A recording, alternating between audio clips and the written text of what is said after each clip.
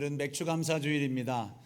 맥주감사주일은 한 해의 절반을 지나면서 여기까지 우리를 인도하신 주님, 여기까지 모든 것이 하나님의 은혜였음을 고백하며 하나님 앞에 감사하며 영광을 돌리는 절기입니다. 이 감사의 절기를 통해서 여러분 마음속에 주님을 향한 감사, 그간 내 삶 속에 어려움도 있었지만 그러나 그 모든 것들이 하나님의 은혜 가운데 우리를 인도해 주셨고 또 지금 나를 복되게 세워가시는 은혜의 여정임을 깨달아 알 수 있는, 그래서 감사가 넘칠 수 있는 여러분 마음들이 다 될 수 있기를 주님 이름으로 축복합니다. 이 절기는 과거에 있었던 일들을 감사하는 것으로 끝나지 않습니다. 주님께 감사함과 더불어서 그 주님이 지금 나와 함께 하시고 또 앞으로 나아갈 나의 삶의 모든 여정을 인도하실 주님에 대한 굳건한 확신을 고백하는 시간입니다. 한 해의 반을 하나님께서 여기까지 은혜로 인도하셨다면 당연히 하나님은 또한 남아있는 한 해의 반을 또한 여러분의 삶에 여전히 어김없이 은혜와 선함으로 인도해 주실 줄로 믿습니다.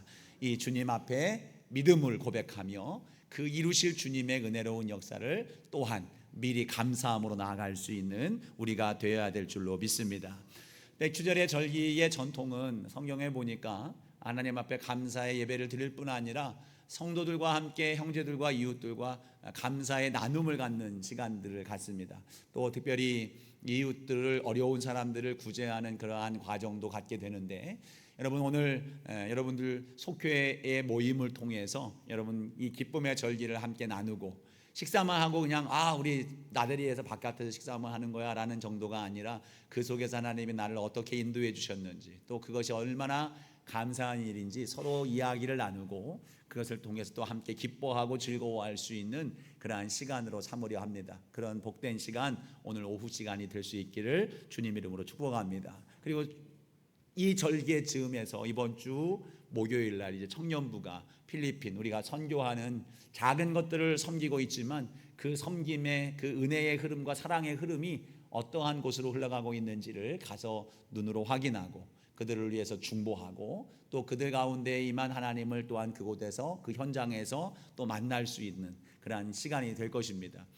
이 맥주 감사 주일의 이 절기가 여러 모양으로 이렇게 아름답게 은혜롭게 진행된다는 것을 여러분 기억하시고 한 시간 한 시간 한 부분 한 부분 여러분 기쁨으로 참여하고 그 모두가 감사가 될 수 있기를 주의 이름으로 축복합니다.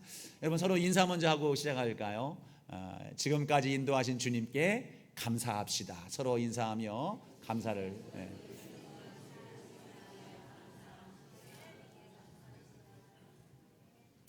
감사하는 절기에는 보통 감사에 대한 설교가 이루어지는 게 일반적인 교회의 전통 가운데 하나이지만 여러분 진정한 감사는 무엇일까요? 주님이 원하시는 그 자리에 주님이 원하시는 그 모습으로 서 있는 나의 존재를 구비하는 것, 이것이 진정한 감사가 됩니다. 그래서 다른 말씀 또 딴 곳으로 가지 않고 우리가 이루어가는 반석이 되리라, 우리 베드로에게 임하신 주님의 사랑, 주님께서 베드로를 통해서 이루시기를 원하시는 그 말씀을 오늘 또 이어서 나누려고 합니다.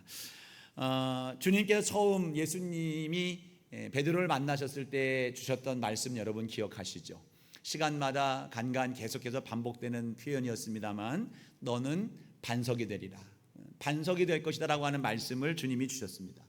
처음 베드로를 보시고 예수님이 그 베드로를 통해서 이루어 가실 그 앞으로의 여정을, 비전을 가지고 그에게 선포하신 말씀이 되는 거예요. 이후에 베드로의 모습을 보면 마치 우리의 신앙생활 하는 것 같았고 우리가 실패하는 것 같았고 우리의 믿음의 여정 보는 것 같아서 친숙함이 생겨나고 또 그를 통해서 우리는 마음의 도전도 갖는 그러한 시간들을 갖고 있습니다. 베드로는 우리가 알아본 것처럼 처음 예수님을 만났지만, 알게 되었지만 아무런 반응이 그에게는 있지 않았습니다. 예수님을 보는 순간 바로 예수님을 따르는 그러한 모습이 있지 않았고 그냥 자신의 삶의 일상을, 예수님과 상관없는 삶을 그대로 진행해 나갔습니다. 그러나 어느 날 밤새도록 수고를 했지만 고기를 잡은 바가 없었던 그들에게 예수님이 찾아오셨죠. 예수님은 그들에게 하나님의 말씀, 그 나라를 선포하는 그런 은혜로운 경험을 베드로가 그 앞에서 체험을 합니다. 그리고 깊은 곳에 그물을 던져라 라고 하시는 그 말씀을 따라 그물을 내려 순종을 했더니 말할 수 없는 기적을 경험하게 됩니다. 그물이 찢어질 정도로 많은 물고기를 잡게 되죠. 여기에서 큰 충격을 받았습니다. 베드로가 그 시로 예수님께서 나를 따르라 하시는 그 말씀에 순종하여 새로운 인생을 그는 시작하게 됩니다. 베드로는 예수님이 가시는 곳마다 늘 함께 했습니다. 예수님이 전하시는 말씀을 늘 들었고 예수님이 행하시는 기적을 날마다 경험을 했습니다. 주님 안에 있음으로 기쁨을 누렸고 평강을 경험했습니다. 그 마음속에 하나님 나라에 대한 비전과 소망도 날로 커져갔습니다. 급기야는 예수님께서 너희는 나를 누구라 하느냐라고 하는 질문 앞에서 주저하지 않고 주는 그리스도시요 살아계신 하나님의 아들입니다라고 하는 고백을 베드로는 예수님 앞에 참된 신앙 고백을 하게 됩니다. 우리가 나누진 않았습니다만 요한복음 6장 말씀에 보면 예수님께서 당신이 어떤 분이신지를 사람들에게 계시를 합니다. 오병이어의 놀라운 기적의 역사 다음에 예수님은 너희들이 먹을 것으로 만족하여 나를 찾아오는데 내가 너희들에게 베풀 것은 이 육신의 떡이 아닌 생명의 떡이다. 그 생명의 떡이 바로 나다. 그러니 나를 먹어라라고 그런 말씀을 하셨어요. 이 말씀을 듣고 사람들은 이해할 수 없어서 그 시로 많은 사람들이 예수님을 따르다 말고 포기하고 예수님을 떠났다 그랬습니다. 그때 베드로가 예수님 앞에 또한 기가 막힌 고백을 합니다. 6장 68절 말씀에 보면 주여 영생의 말씀이 주께 있사오니 우리가 누구에게로 가오리이까? 우리가 주는 하나님의 거룩하신 자인 줄 믿고 알았습니다. 예수님을 따르고 보니까 사람들은 왔다 가지만 그럼에도 불구하고 베드로는 결코 예수님을 떠나지 아니하며 예수님이 참된 말씀이고 하나님의 아들이심을 그는 믿음을 고백하게 된 거예요. 날이 갈수록 믿음의 깊이가 더해져 가고 있어요. 여러분도 마찬가지시죠. 주님의 말씀 앞에서 주님을 예배하는 삶 속에서 말씀과 기도로 나아가는 여정 속에 여러분 믿음은 날로 깊어지고 하나님 그 은혜를 우리가 노래하게 되고 예수 그리스도가 나를 살리신 그 구주이심을 우리는 마음속에 강한 확신 속에서 결코 예수님을 떠나지 아니할 그러한 굳건함 속에 다져가고 있는 우리의 삶을 우리는 경험하게 됩니다. 그럼에도 불구하고 베드로에게 믿음이 있고 사랑이 있고 주님을 향한 열정이 있고 생명도 내어놓을 수 있는 그런 헌신의 결단도 있었던 베드로에게도 여전히 부족한 것들은 있었습니다. 베드로의 믿음이 성숙되어져 가는 만큼 어느 순간 예수님께로부터 받을 그 보상과 기대가 그 마음속에 한편 또 커져가고 있었던 거예요. 예수님 앞에 다 버릴지라도 나는 그리하지 않겠습니다 라고 하는 그 고백, 우리가 알아봤습니다만 그 고백은 순수한 예수님을 향한 사랑의 고백인 것 같았지만 그 이면에는 주님께 대한 자신에 대해 주실 보상, 그가 주님께 헌신한 것에 대한 합당한 은혜라고 하는 그러한 기대 심리가 있었던 거예요. 또 베드로는 자기 생각을 앞세웠던 사람입니다. 예수님께서 십자가를 짊어지실 것이고 부활하실 것임을 이야기하시는 그 말씀 앞에서 절대로 그럴 수 없습니다. 내가 주님을 지켜내겠습니다라고 하는 그 외침 앞에 예수님은 그것이 하나님의 뜻이 아니라는 것, 인간의 뜻, 사탄의 뜻이라는 사실을 알려주시면서 물러가게 만들어 주셨죠.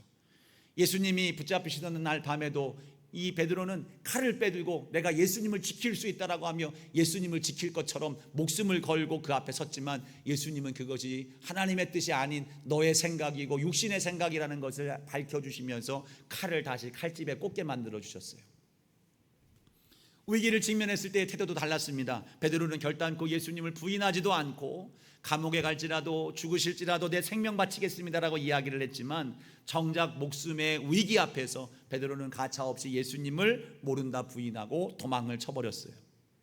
어떠한 상황 속에서도 주님을 향한 믿음과 사랑, 그 마음이 결코 흔들리지 않을 것 같았던 우리의 마음, 그렇게 확신했지만 주님과 함께하는 그 여정 속에 간간히 순간마다 우리는 여지없이 무너져 버리는 우리의 모습을 발견하게 되는 거예요. 마치 베드로처럼 말이죠.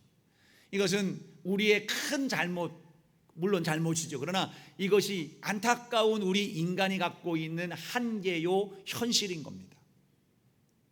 베드로가 예수님을 부인한 뒤 예수님이 부활하셨습니다. 그리고 제자들 앞에 예수님은 부활하신 몸으로 나타내 주셨어요.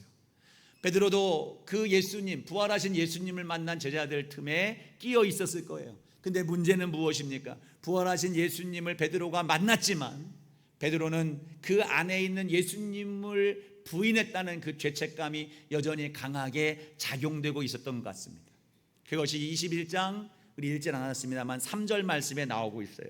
뭐라고 얘기를 합니까? 나는 물고기 잡으러 가겠다. 부활하신 예수님을 만났지만 그럼에도 불구하고 여전히 주님을 부인했던 그 죄책이 베드로 안에 남겨져 있으니 나의 이 상태로는, 나의 수준으로는, 나의 이 존재로는 예수님의 사명을 감당할 수 없다라고 하는 그러한 판단 속에서 이전에 예수님을 만나기 전 자신이 버리고 예수님을 따랐던 그 이전의 삶으로 다시 되돌아가고 마는 겁니다. 그렇게 된다면 결국 반석이 되리라고 하신 예수님의 그 계획과 비전 다 끝나버린 것일까요? 모든 것이 끝났다고 생각해서 베드로는 모든 것을 포기하고 낙향을 했지만 예수님은 베드로를 결코 포기하지 않으셨습니다.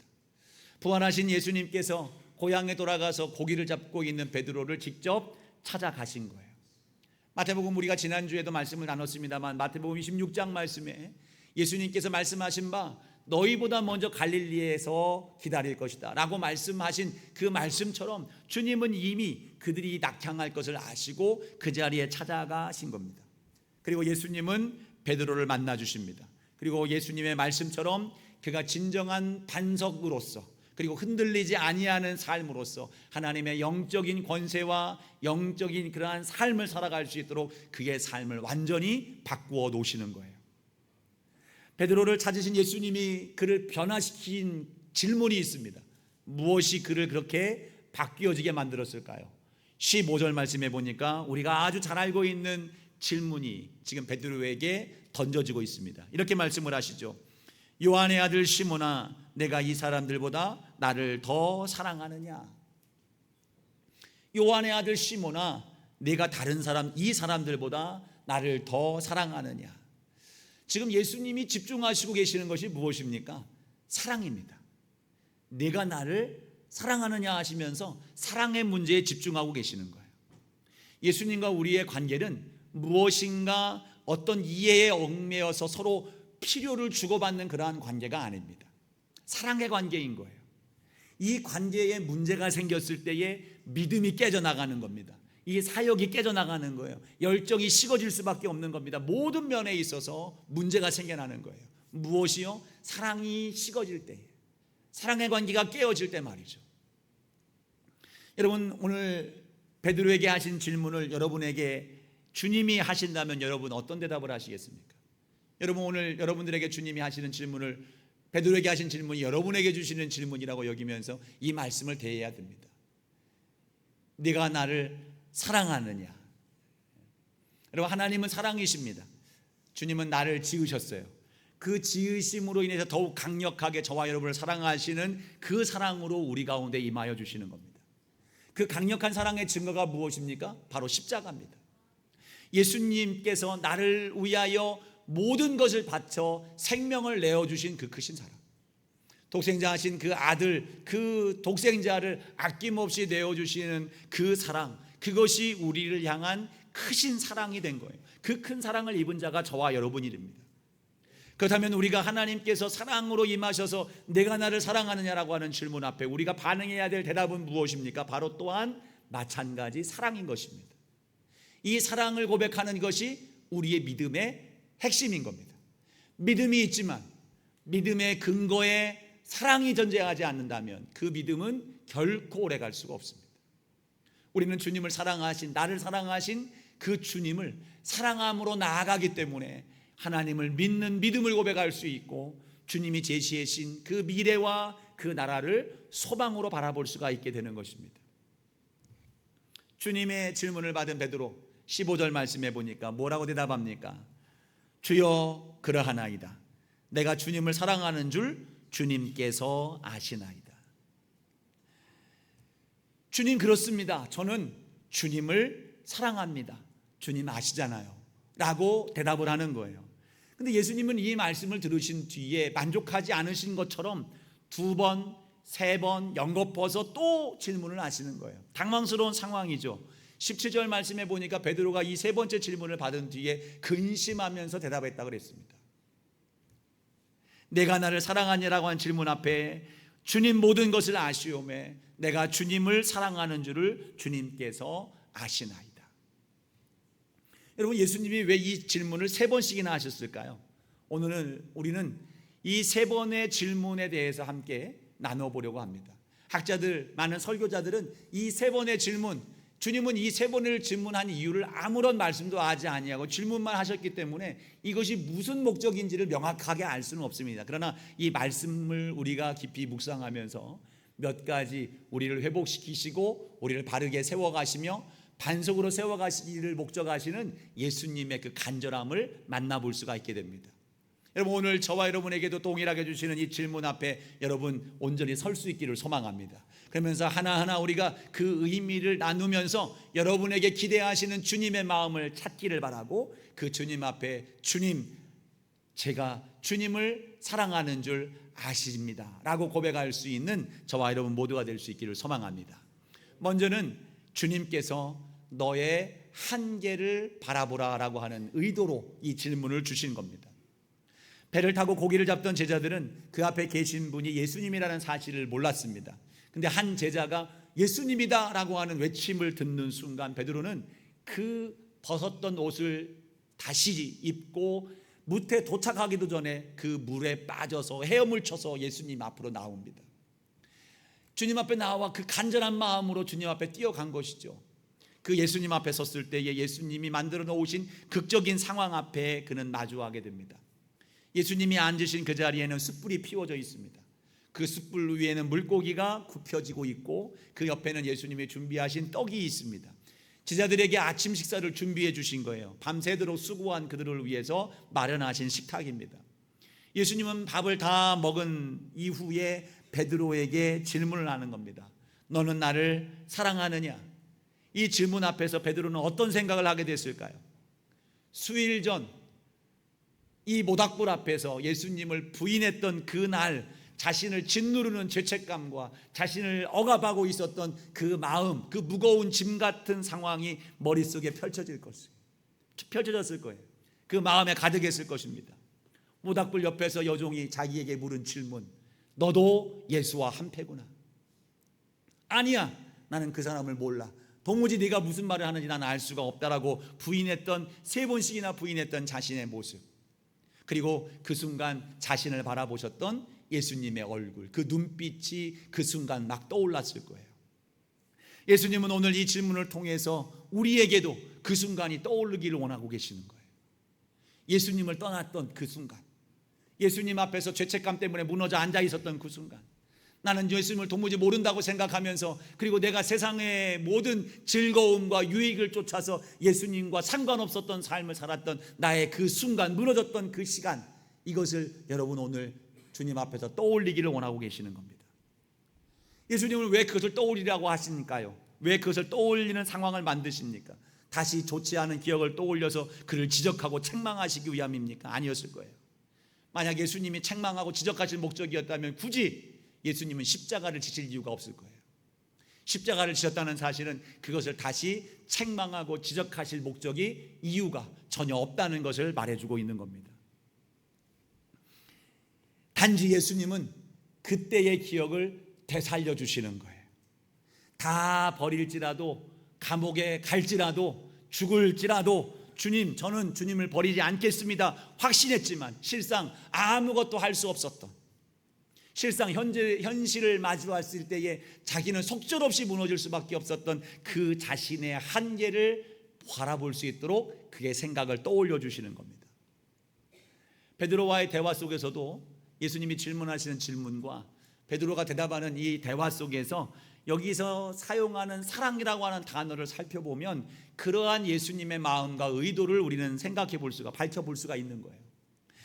사랑이라는 단어를 우리는 한 단어로 사용하지만 이 헬라어에는 사랑이라는 표현이 여러 단어를 사용하고 있습니다. 그 여러 가지의 단어 가운데에 오늘 예수님과 베드로가 쓰는 단어는 딱 2가지의 단어를 다르게 사용하고 있어요.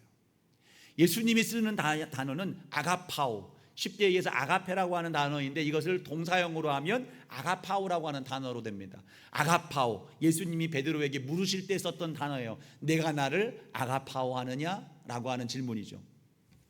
이 아가파오는 목숨까지 내어놓는 사랑입니다. 끝까지 포기하지 않는 사랑이고 자기를 내어주는 사랑의 그 결을 갖고 있는 사랑이라고 하는 단어예요. 베드로가 전에 장담했던 표현들이죠.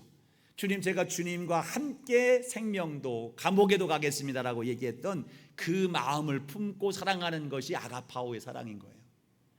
예수님의 질문에 베드로가 대답한 질문은 아가파오가 아니었습니다. 필레오라고 하는 단어예요. 필레오는 가까운 관계 안에서 마음을 두고 아끼지 아니하며 사랑하는 그 사랑이에요. 진실한 사랑입니다. 그런데 아가파오처럼 죽기까지 사랑하겠다라고 하는 그것을 장담하는 사랑은 아닌 거예요.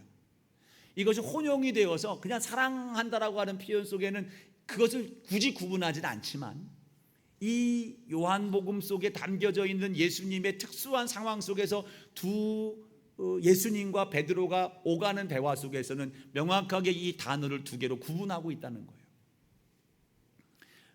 베드로에게 예수님이 물어본 질문은 너는 나를 아가파오하느냐 라고 하는 질문을 했고, 베드로는 예수님께서 주님, 제가 주님을 필레오하는 줄 아시나이다 라고 대답하는 거예요. 굳이 아가파오하느냐라고 물었는데 필레오합니다라고 대답하는 이유는 분명히 그 가운데에 그들 마음속에 의미가 있다는 것을 설명해 주고 있는 겁니다.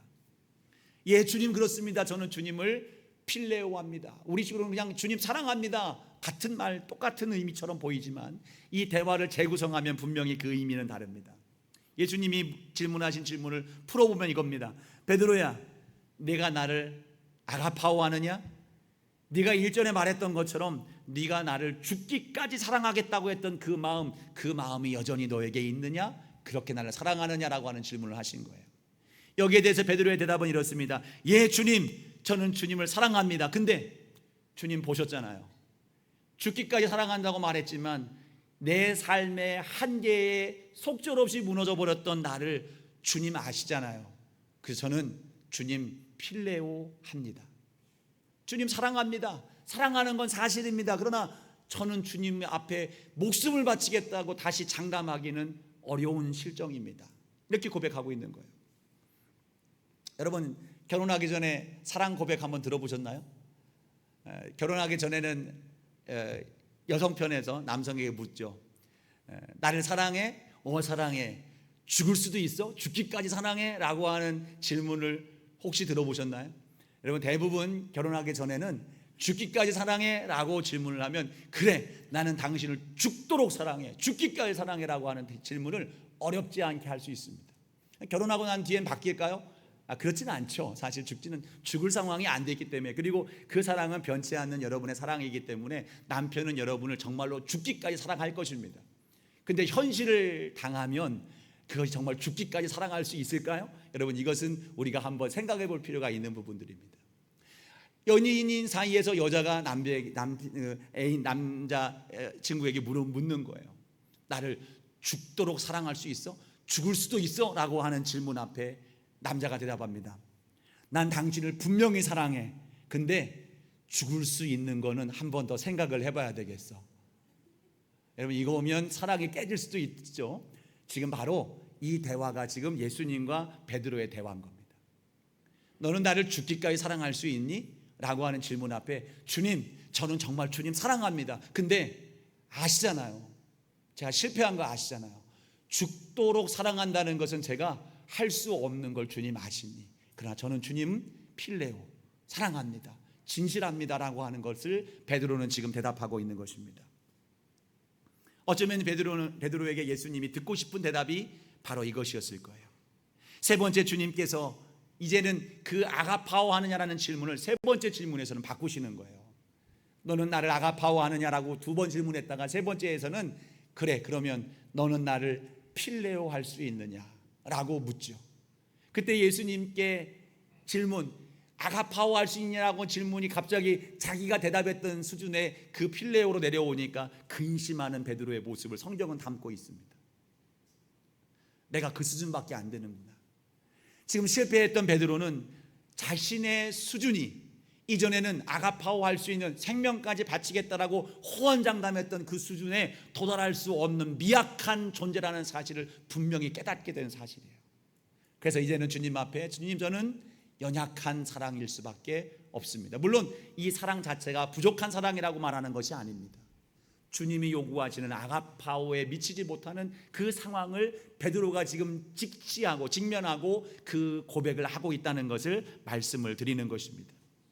예수님은 거기에 대해서 반응하시는 바, 그래, 네가 할 수 있는 것은 그 수준이야. 네가 나한테 할 수 있는 이야기는 그것뿐이야 라고 이야기를 인정해 주시는 거예요. 그리고 주님이 원하시는 것은 무엇입니까? 네가 아가파오 할 수 있는 것은 네가 할 수 있는 것이 아니라 내가 이끌어 가는 것이다. 이후에 오늘 이따가 한번 또 읽겠습니다만 18절 말씀에 나타나는 말씀인 거예요. 이전에는 자기가 호언장담했지만 그러나 할 수 없었던 베드로가 주님, 호언장담하지 아니하고 그저 주님의 인도하심 앞에 자기를 맡기며 저는 주님 사랑할 뿐입니다라고 고백하는 이 베드로를 주님 앞에 생명을 바치며 나아가는 그 사람으로 하나님은 만들어 가시는 것입니다. 만약에 베드로에게 예수님께서 실패하기 직전에 이 질문을 하셨다면 베드로는 물론 주님 저는 아가파오합니다라고 그렇게 힘있게 이야기했을 수 있었을 거예요. 그러나 지금 베드로는 그것이 아님을 알고 있는 것입니다. 이 질문하기 직전에 이 물고기를 잡는 과정 속에서도 한 번 더 예수님은 이 상황을 마주하게 만들어 가십니다. 예수님을 처음 만났을 때에 깊은 곳에 그물을 던져라라고 말씀하셨던 그때의 상황이 그대로 또 연출이 되는 거예요. 밤새도록 고기를 잡도록 애썼지만 고기를 잡은 것이 없는 그들에게 예수님은 배 오른편에 그물을 던져라 라고 말씀하셨고, 오른편에 그물을 던졌더니 수많은 물고기가 떠올라 물고기를 잡게 됐습니다. 그 숫자를 세보니까 153마리였다고 성경은 기록하고 있어요. 여기서 그들이 예수님 앞에서 경험하는 것은 무엇입니까? 나는 안 되는구나, 나는 어쩔 수 없는 존재구나, 그러나 그 위에 주님의 은혜가 입혀지니 가능하게 되는구나라는 것을 보게 만들어 가시는 거예요. 나는 주님을 정말로 사랑할 수 없는 존재구나, 근데 주님의 사랑이 나를 덮어주시니 내가 주님을 진실되게 사랑할 수 있게 되어지는구나.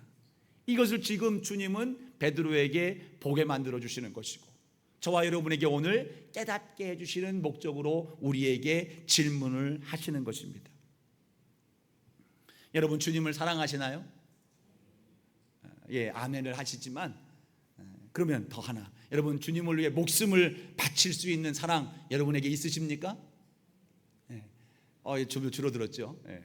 베드로의 모습을 보니까 그게 아니구나라고 생각하신 거예요. 베드로의 모습을 통해서 여러분 나의 모습을 발견하게 되니까 주님 내가 목숨까지 바치겠다라고 하는 고백이, 이것이 쉽지 않은 고백이라는 것, 물론 그것이 아무도 될 수 없다는 말씀은 결코 아닙니다. 중요한 것은 지금 내가 나의 상태를 볼 수 있어야 된다는 거예요.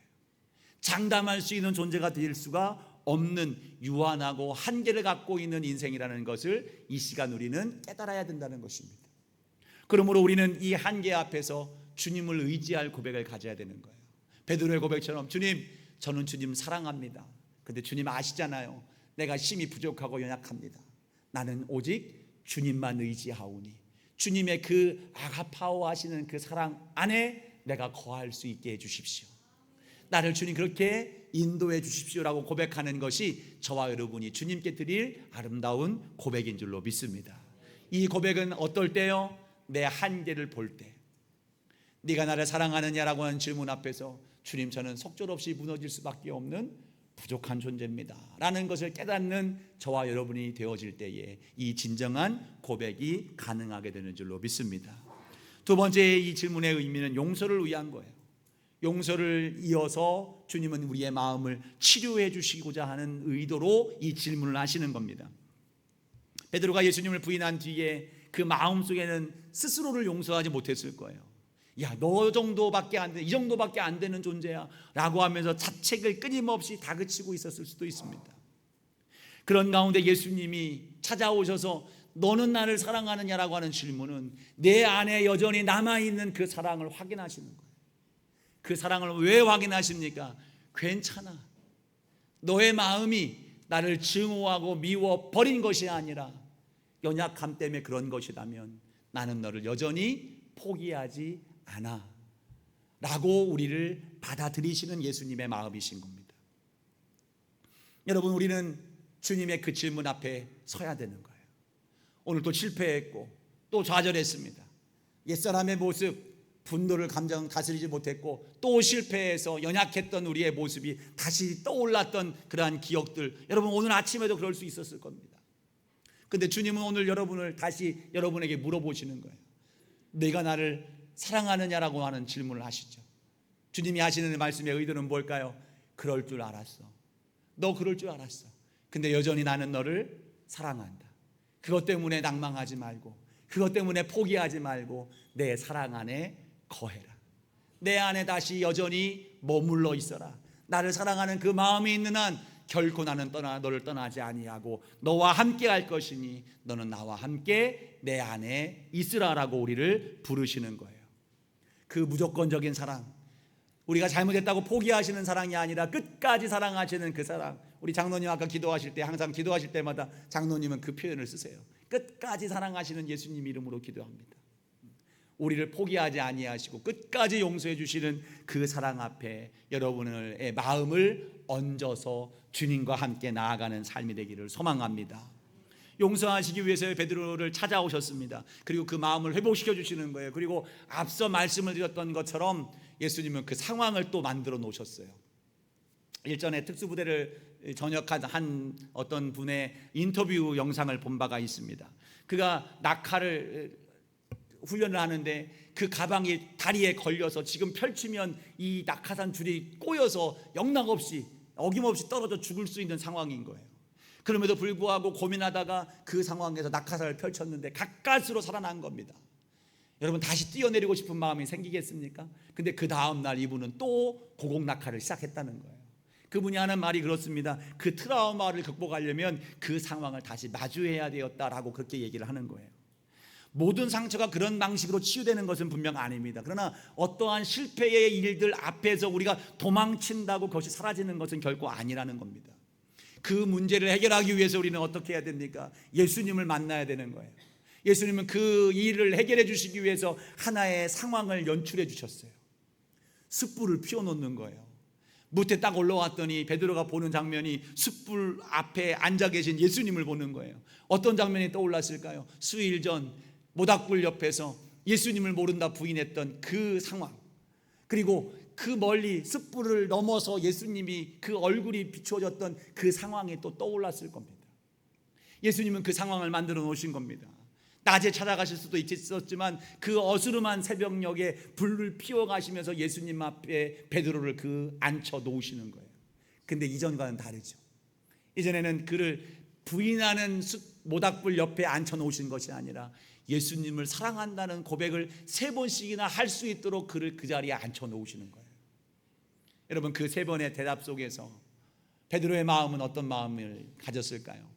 그래, 주님이 나를 용서하셨구나. 그 주님이 나를 회복시켜 가시는구나. 주님 앞에 그 고백을 함과 동시에 그 마음의 무거운 짐은 사라졌을 겁니다. 어두움에 짓눌려 있던 그 마음이 예수 그리스도로부터 빛이 임하는 은혜를 경험하게 됐을 거예요. 여러분 주님께서 여러분에게 너는 나를 사랑하느냐라고 하는 질문 앞에 주님 제가 주님을 사랑합니다. 주님 제가 주님을 사랑합니다. 주님 제가 부족하지만 주님을 정말로 사랑합니다. 주님 아시잖아요 라고 하는 고백을 진심을 담아 주님 앞에 드리는 순간 여러분 안에 있었던 무거운 짐, 그 죄짐은 다 사라지게 될 줄로 믿습니다. 주님의 보혈의 공로가 여러분을 씻어주시는 거예요. 여러분을 정결하게 하고 평화롭게 하고 은혜롭게 만들어 가시는 그 은혜가 여러분 가운데 임하게 될 줄로 믿습니다. 앞서 예수님은 우리 지난주에도 말씀을 나눴죠. 다 아시는 거였어요. 다 아셨음에도 불구하고 먼저 마태복음 26장 32절 말씀해 보니 다 버리겠지만 내가 먼저 살아난 뒤에 먼저 갈릴리로 갈 것이다. 다 죄를 짓고 다 부인할 걸 아셨지만 이미 다 용서하실 것을 작정하시고 그 자리에 미리 가 있겠다고 하신 주님의 마음인 겁니다. 오늘 여러분 주님께서 나는 너를 여전히 사랑한다. 여전히 사랑하는 그 마음만 있으면 된다. 그러니 나로부터 멀어지지 말고 내 안에 거하여라. 여러분 초청하시는 그 음성 앞에 주님 부끄럽지만 주님 오늘도 주님 사랑합니다. 주님 사랑 안에 거하기를 원합니다. 그 안으로 나아갈 수 있는 저와 여러분 모두가 되기를 소망합니다. 여러분 안에 있는 모든 상처가 깨끗이 사라지고 밝은 광명의 길을 걷는 여러분 될 줄로 믿습니다. 세 번째로는 사랑의 순서를 바르게 세워가시는 질문이에요. 첫 번째 질문을 보면 내가 이 사람들보다 나를 더 사랑하느냐라고 하는 비교격 질문을 하셔서 조금은 유치한 질문 아닌가 생각이 들 수 있지만, 예수님은 지금 비교적으로 어떤 비교해서 하는 사랑의 질문을 하는 게 아닙니다. 베드로의 마음 중심이 무엇으로 채워져 있는지를 물으시는 거예요. 베드로는 분명히 예수님을 사랑을 했습니다. 그러나 그가 주님보다 더 사랑하는 가치들이 그 앞에 있었을 뿐인 거예요. 그것이 그를 넘어지게 만든 겁니다. 자기 생각, 기대, 보상, 결정적인 순간에 자기의 생명, 이러한 것들이 자꾸 주님보다 앞서 있으니 주님을 선택할까 세상을 선택할까의 기로에 섰을 때에 우리는 주저하지 아니하고 세상을 선택할 수밖에 없게 되는 거예요. 그 주님이 다시 한번 물으시는 것은 이 사람들보다, 이 모든 것들보다 나를 더 사랑하느냐라고 하는 질문은 너의 가장 맨 앞자리에, 사랑의 맨 앞자리에 주님이 있기를 바란다 라고 하는 주님의 요청이신 거예요. 여러분, 주님의 그 질문 앞에 주님, 저의 사랑의 맨 앞자리에는 오직 주님만이 계십니다 고백할 수 있는 저와 여러분 되기를 소망합니다. 마지막 질문의 의도는 사명을 다시 회복시켜 주시는 거예요. 예수님은 베드로에게 사랑하느냐라고 물으시고, 주님, 제가 주님을 사랑하는 줄 아시잖아요 라고 대답하는 베드로에게 세 번을 걸쳐서 내 어린 양을 먹여라, 내 양을 쳐라, 내 양을 먹이라 라고 하는 대답으로 그를 사명의 자리로 이끌어 가시는 거예요. 그는 스스로 나는 사명을 감당할 그럴 자격이 없는 사람이야 라고 생각했던 그를 다시 사명의 자리로, 양을 돌보는 자리로 이끌어내시는 겁니다. 여러분, 사명을 감당하는 것은 은사가 있어야만 되고 능력이 있어서야만 되는 일이 아닙니다. 사명을 감당하는 것은 오직 사랑만으로 가능한 일이 되는 거예요. 주님이 지금 그걸 확인하시는 거예요. 내 안에 사랑이 있느냐? 네 안에 사명을 감당할 수 있는 능력이 남아있느냐라고 하는 질문 앞에 예 주님, 저는 주님을 여전히 사랑합니다라고 하는 고백을 들으신 주님은 내 양을 먹여라, 그거면 충분하다라고 말씀하는 거예요. 자격은 네가 정하는 게 아니에요. 사랑하는 마음만 있으면 가능하다고 우리를 불러내시는 것입니다. 우리 교회를 새롭게 하는 일을 이제 시작을 하죠. 이 일을 위해서 우리가 기도의 사역들을 날마다 감당을 합니다. 여러분, 이 일들은 돈이 많아서 하는 일이 아닙니다. 이 일들은 시간이 많아서 하는 일들이 아니에요. 기도를 잘해서 그 사람들만 모아놓고 기도하는 게 아닙니다. 이러한 여러 가지 다른 이유들이 아니라 우리가 이 일들을 행하여 돼야 되는 이유는 바로 주님을 사랑하기 때문에 감당하는 일들입니다. 자신을 더 사랑했던 베드로는 이제 그 사랑의 순서에 예수님을 앞세우고 나니 자신을 위하여 살았던 삶이 이제는 주님을 위하는 삶으로 나아가게 되는 거예요. 나를 따르라 하신 말씀 앞에 다시 주저하지 아니하고 주님을 따라 나아가서 주님께서 세우시는 그 자리에 서는 베드로의 모습으로 바뀌어지게 된 겁니다. 전승에 보면 로마의 핍박을 피해서 베드로가 로마를 떠나죠. 로마의 경계에서 다다르는 그 상황 속에 있을 때에 그 길에 다시 로마로 들어가는 예수님을 베드로가 만나게 됩니다. 그 예수님 앞에 두렵고 떨리는 음성으로 질문을 합니다. 코바디스 도미네, 코바디스 도미네, 주님 어디를 가십니까? 라고 하는 질문이죠. 그때 예수님이 말씀합니다. 나는 내가 버리고 도망가는 로마로 들어가서 다시 십자가를 지려 한다 라고 하는 대답을 들으셨고, 베드로는 그 시로 발걸음을 돌이켜 로마로 들어가서 순교하게 됩니다. 오늘 우리가 읽은 말씀 18절 말씀을 보니까 이렇게 말씀을 하시죠. 내가 진실로 진실로 내게 이르노니 내가 젊어서는 스스로 띠뛰고 원하는 곳으로 다녔거니와 늙어서는 내 팔을 벌리리니 남이 내게 띠띠우고 원하지 아니하는 곳으로 데려가리라. 그러면서 19절 말씀 베드로에게 이르시되 나를 따르라.